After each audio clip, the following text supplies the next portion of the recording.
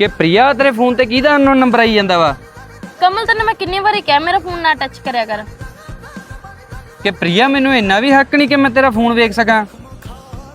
ਹੱਦ ਹੈ ਯਾਰ ਕਮਲ, ਪ੍ਰਾਈਵੇਸੀ ਨਾਮ ਦੀ ਵੀ ਕੋਈ ਚੀਜ਼ ਹੁੰਦੀ ਆ। ਕਿ ਯਾਰ ਇਹ ਪ੍ਰਾਈਵੇਸੀ ਨਾਮ ਦੀਆਂ ਗੱਲਾਂ ਆਪਣੇ 'ਚ ਕਦੋਂ ਤੋਂ ਆ ਗਈਆਂ? ਦੇਖ ਕਮਲ, ਮੈਂ ਤੈਨੂੰ ਪਹਿਲੇ ਹੀ ਬੜਾ ਔਖਾ ਚੱਲ ਰਹੀ ਆ, ਹਰ ਇੱਕ ਗੱਲ ਤੇ ਬਹਿਸ ਨਾ ਕਰਿਆ ਕਰ। ਆ ਗਈ ਨਾ ਦਿਲ ਦੀ ਗੱਲ ਜ਼ੁਬਾਨ ਤੇ। ਜੇ ਮੈਂ ਤੈਨੂੰ ਇੰਨਾ ਹੀ ਬੁਰਾ ਲੱਗਦਾ ਤਾਂ ਮੈਂ ਚਲਾ ਜਾਣਾ। ਅੱਜ ਤੋਂ ਬਾਅਦ ਤੈਨੂੰ ਕਦੇ ਆਪਣਾ ਮੂੰਹ ਨਹੀਂ ਦਿਖਾਉਂਦਾ।